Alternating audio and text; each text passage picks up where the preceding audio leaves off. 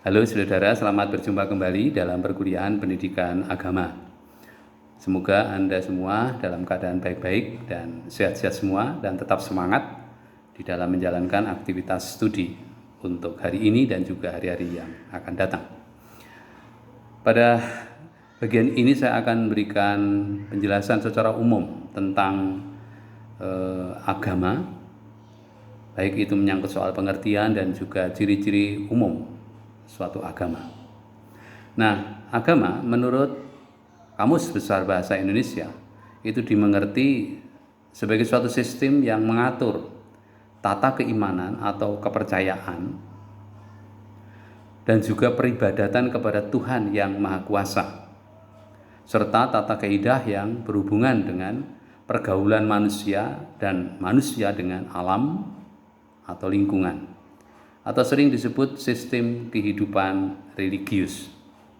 Nah, di dalam kehidupan keagamaan di Indonesia, kalau kita mengenal ada 6 agama, tentu agama-agama ini, entah itu Katolik, Kristen, Hindu, Buddha, Islam, Konghucu, itu adalah sebuah sistem kehidupan religius.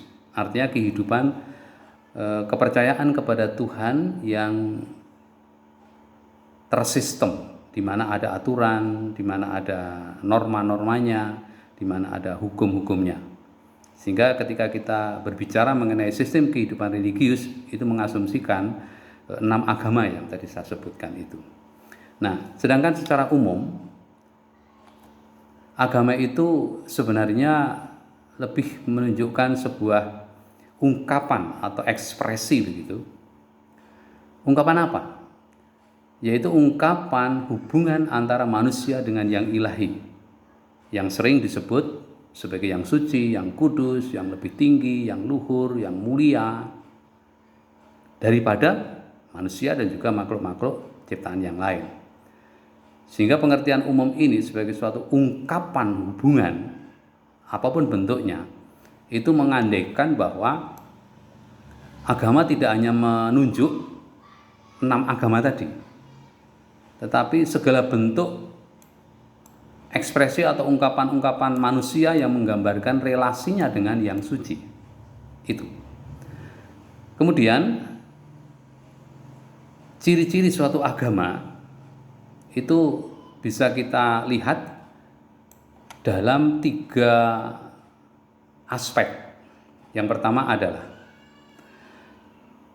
agama bila dilihat dari pihak yang terkait atau relasional begitu. Lalu agama itu ada dimensi-dimensi yang melekat di dalam hidup keagamaan manusia. Lalu yang ketiga adalah sifat isi ajaran agama itu. Nah, sekarang kita akan kupas satu persatu mengenai ciri-ciri tersebut. Yang pertama, tadi saya sebutkan bahwa agama itu menggambarkan relasional atau suatu ungkapan hubungan relasional. Tidak lain ini menunjuk pada sebuah relasi antara Tuhan dan manusia. Kita tahu secara umum semua agama mengakui Tuhan yang diimani itu adalah Tuhan yang pertama adalah yang transenden. Transenden itu artinya melampaui, mengatasi alam ciptaan. Mengapa? Ya asumsinya kalau Tuhan itu pencipta, Tuhan itu yang mengadakan segala suatu kehidupan ini, maka dia melampaui, maka transenden. Maka kata transenden ini menggambarkan tentang keagungan, kesucian, kemuliaan, kesempurnaan, dan bahkan itu Tuhan sering disebut sebagai dahsyat begitu. Yang kedua, sekaligus Tuhan itu imanen. Imanen itu artinya ada di dalam, bersatu dengan ciptaan itu. Nah, keimanan Tuhan memang untuk pemeluk agama satu dengan yang lain itu cara penghayatannya itu memiliki penekanan yang bervariasi. Tetapi bahwa Tuhan dihayati sebagai yang bersatu dengan ciptaan, itu hampir tidak ada yang meragukan bahwa kehidupan ini ya karena diselenggarakan. karena Tuhan ada di dalamnya.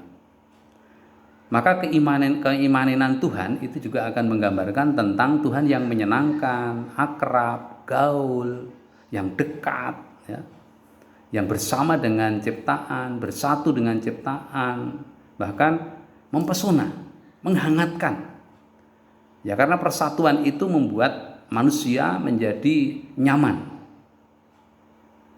Jadi sifat Tuhan yang transenden dan imanen ini perlu menjadi kesadaran kita supaya kita tidak hanya memandang Tuhan begitu jauh saja, tetapi segala macam tanda-tanda kehidupan yang ada di sini, yang dalam kehidupan kita ini, itu menunjukkan, menggambarkan tentang keberadaan Tuhan. Keimanan Tuhan juga menggambarkan tentang bahwa Tuhan itu masih menyelenggarakan hidup ini. Tuhan itu masih melakukan penciptaan, memelihara. Sehingga kehidupan di dunia ini terus berlangsung ya karena keimanan Tuhan. Sementara kita menyadari bahwa manusia ini adalah salah satu buah ciptaan Tuhan yang tentu sebagai buah ciptaan mengalami keterbatasan. Kita sadar bahwa manusia itu adalah makhluk yang bukan sempurna. Kita itu makhluk yang terbatas, makhluk yang memiliki kelemahan bahkan. Kita bukan makhluk yang sempurna. Betapapun hebatnya seseorang, pasti dia memiliki sisi-sisi ketidakmampuan. Nah, sisi ketidakmampuan ini menggambarkan ketidaksempurnaan. Nah, meskipun demikian, meskipun manusia itu adalah makhluk yang tidak sempurna, tetapi dimungkinkan manusia itu bisa mengenal Tuhan. Manusia bisa menjangkau, berkomunikasi dengan Tuhan. Manusia bisa mengalami Tuhan yang hadir, Tuhan yang menyertai, Tuhan yang menyelenggarakan hidup manusia itu. Nah, tentu ini terjadi karena apa? Ya karena apa yang disebut dengan keimanan itu. Manusia bisa beriman, manusia bisa merasakan kehadiran Tuhan, manusia bisa mempercayakan diri dan menyerahkan diri kepada Tuhan, karena terlebih dahulu Tuhan itu sudah menyatakan kehadirannya. Tuhan menyatakan cintanya kepada manusia, supaya dengan demikian manusia mengalami kasihnya, mengalami kebaikannya, mengalami kealahannya. Sehingga betapapun tadi manusia adalah makhluk yang terbatas, tetapi manusia itu bisa mengalami kealahan. Nah, karena Allah telah memahyukan diri. Allah telah menyatakan diri secara imanen. Nah, di dalam bahasa Kristiani sering disebut Immanuel. Artinya apa? Artinya adalah Allah beserta manusia. Yesus adalah Immanuel. Maka orang Kristiani pada umumnya itu selalu akan menyatakan keimanannya kepada Yesus sebagai Sang Immanuel. Pernyataan kehadiran Allah. Itu sebagai gambaran secara umum. Nah, yang kedua, dalam satu agama itu ada dua dimensi, di mana dua dimensi itu tidak bisa dipisahkan satu dengan yang lain, yaitu apa yang disebut dengan dimensi rohani, yang nanti akan saya tekankan mengenai keimanan itu ya dimensi rohani ini. Kemudian yang kedua adalah dimensi jasmani, di mana di dalam hidup keberagamaan seseorang itu membutuhkan atau didukung oleh aspek-aspek unsur-unsur yang bersifat material jasmaniah. Maka ada dua dimensi itu yang tidak bisa terpisah atau terlepas satu dengan yang lain. Nah, sekarang dimensi rohani yang tidak lain adalah keimanan. Ini bersifat misteri. Ini sesuatu yang menggambarkan tentang kesadaran hati dari dalam. Iman itu apa? Sering orang mengatakan iman itu percaya. Tetapi dalam konteks relasi dengan Tuhan, iman itu menggambarkan tentang pertama, keyakinan atau kepercayaan bahwa Tuhan itu ada. Tetapi iman tidak hanya mengakui akan keberadaan Tuhan, tetapi iman itu juga mengalami Tuhan yang aktif. Tadi saya katakan Tuhan imanen. Maka beriman berarti pertama mengakui akan Tuhan itu ada, sekaligus juga merasakan kehadiran dan peranan Tuhan secara konkret, secara nyata. Karena ada pengalaman Tuhan yang imanen tadi, Tuhan yang menyatu dengan kehidupan manusia. Maka memang ini dimensi yang misteri. Dimensi yang tidak serta-merta bisa diterangkan secara akal budi, secara logika begitu. Dari sebab itu sering dimensi ini menggambarkan bahwa keimanan seseorang itu menggambarkan tentang adanya suatu yang bersifat arasional. Bukan irasional ya, tapi arasional, melampaui akal budi. Maka keimanan itu adalah suatu kekuatan dari dalam diri seseorang yang tentu itu karena gerakan roh ilahi yang memungkinkan manusia bisa merasakan kealahan, merasakan cinta Allah. Dan itu pengalaman yang sangat personal. Maka sifatnya misteri, tidak kelihatan, yang menuntut kesadaran dan penghayatan. Nah, keimanan macam ini tentu tidak akan bisa membantu manusia atau dialami kalau tidak didukung dengan aspek apa yang tersebut jasmani tadi. Kita tahu bahwa semua agama itu menggunakan atau memanfaatkan hal-hal yang bersifat material, bendawi, jasmani, ya, fisik, yang tampak, entah itu simbol-simbol, entah itu tanda, entah itu ungkapan-ungkapan atau gerak, tata cara, yang semua itu sebagai cara untuk bagaimana mengekspresikan keimanan, bagaimana mengungkapkan keimanan itu. Maka dalam kehidupan keagamaan apapun, agama manapun maksud saya, itu selalu juga ada bahasa-bahasa simbol. Ada bahasa-bahasa ungkapan yang secara lahiriah kasat mata, bahkan didengar dengan ucapan, dengan tata gerak. Semua itu mengekspresikan iman. Orang Katolik itu kalau berdoa menandai dengan tanda salib. Ya, seperti itu. Di sana ada salib. Tanda salib itu menjadi lambang, menjadi simbol, menjadi sebuah cara bagaimana ekspresi iman itu bisa ditunjukkan. Dan saya kira dalam agama-agama yang lain pun juga banyak ungkapan-ungkapan simbolis yang tentu ini memuat makna, ya, memuat nilai-nilai rohani yang memang dimaksudkan oleh penganut agama yang bersangkutan untuk bisa membantu bagaimana dia mengalami keimanan, ya, mengalami keimanan dirinya dalam relasi dengan Tuhan. Sekarang bagian yang terakhir, sifat ajaran agama. Oke, hampir semua agama memiliki ajaran-ajaran pokok. Dan di dalam ajaran itu ada kebenaran-kebenaran. Yang perlu kita sadari bahwa kebenaran ajaran dalam suatu agama itu memiliki sifat-sifat kebenarannya. Yang pertama adalah secara subjektif. Yang kedua, kebenaran secara objektif. Apa yang dimaksud dengan kebenaran subjektif? Kebenaran subjektif adalah isi ajaran agama yang termuat di dalam entah itu dalil, entah itu dogma, entah itu rumus-rumus yang bersifat normatif begitu, itu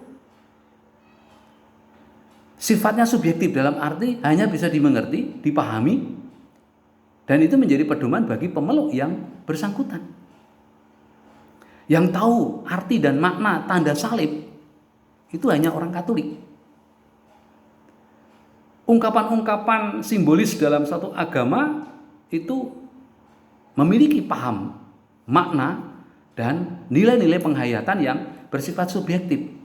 Sehingga ketika kita berhadapan dengan hal-hal yang bersifat subjektif dan khusus ini, tentu pihak penganut agama lain tidak bisa untuk masuk dan intervensi begitu. Maka ketika ada orang yang menilai dengan kacamatanya sendiri tentang simbol-simbol agama, nah itu bukan pada tempatnya. Itu enggak nyambung itu namanya. Karena ada nilai-nilai subjektif yang personal, yang khusus, spesifik, hanya dipahami, dimengerti, dan itu menjadi pedoman bagi pemeluk yang bersangkutan. Ya kalau saya analogikan, saya punya istri. Secara subjektif, menurut keyakinan dan penghayatan dan kemantapan hati saya, ya istri saya itu adalah orang yang sungguh memiliki pengaruh bagi saya. Bahwa orang lain itu tidak terpengaruh oleh istri saya, nah tentu saja dimaklumi. Tetapi bahwa saya mencintai istri saya itu secara subjektif. Pun orang lain juga punya pengalaman yang sama, dia mencintai istrinya dengan cara itu, yang macam itu profilnya. Saya nggak bisa mengatakan, oh istrimu wah gitu tuh, mau cari istri itu yang lebih baik dan nanti bisa memperbaiki keturunanmu gitu. Loh, kita tidak bisa intervensi tentang hal-hal yang bersifat personal, subjektif dalam diri orang dengan kacamata, cara pandang, dan selera kita. Bukan pada tempatnya. Pun sama juga ketika kita ingin berkomentar atau menanggapi sesuatu dalil atau dogma agama tertentu, kemudian di situ semacam ingin menilai dengan kacamata cara pandang kita sendiri, ya tidak bisa, bukan pada tempatnya. Justru kita seharusnya mencoba ingin memahami apa maksudnya kok dia begitu. Ungkapan-ungkapan simbolis yang ada itu artinya apa? Nah, tentu sesuai dengan cara penghayatan pemeluk agama yang bersangkutan. Itu yang pertama. Yang kedua, sifat ajaran di dalam agama itu memiliki kebenaran bersifat objektif. Nah, ini yang penting. Apa maksudnya objektif? Bahwa di dalam ajaran agama itu, isi ajaran agama itu memiliki kebenaran-kebenaran yang bersifat universal. Kebenaran yang bersifat umum. Yang tentu ini berlaku untuk semua orang.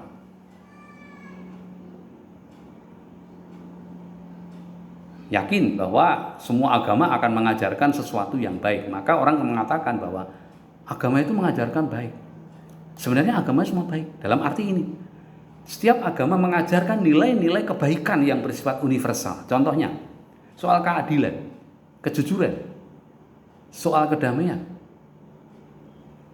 soal nilai kemanusiaan, hak asasi manusia. Itu kan sesuatu yang sangat universal dan semua manusia, apapun agamanya, mengiyakan bahwa itu sesuatu yang penting bagi hidup manusia. Maka agama mengajarkan hal-hal yang bersifat universal. Mungkin bahasanya cinta kasih, kasih sayang, ya, kepedulian. Tapi esensinya adalah sama, itu adalah nilai yang bersifat objektif baik dan itu diperlukan dalam hidup bersama di tengah masyarakat yang majemuk. Nah, sebagai suatu catatan terkait dengan sifat-sifat ajaran agama ini, kita perlu mencoba bersikap secara proporsional dan dewasa. Berkaitan dengan kebenaran secara objektif, kalau ini menjadi sesuatu yang sungguh dipahami oleh semua pihak pemeluk agama, betapa orang tidak akan sempat berpikir mengenai perbedaan lalu memicu konflik. Tapi justru kebenaran objektif itu menjadi sesuatu yang ingin dikembangkan bersama, ingin diolah bersama, ingin dirawat bersama. Tetapi kalau orang hanya berbicara mengenai perbedaan lalu mencari kebenaran secara sepihak, lalu menjadi fanatis ya, fanatik yang secara ekstrim begitu, maka tentu ini menjadi sesuatu yang ya tidak layak. Sekali lagi, nilai-nilai kebenaran yang bersifat objektif itu akan menjadi titik temu bagi agama-agama di mana orang tidak lagi sibuk dengan perbedaan. Orang tidak lagi sibuk ingin memenangkan dirinya, mengatakan dirinya paling benar, paling hebat. Ingat, masing-masing ajaran agama memiliki kebenarannya secara subjektif.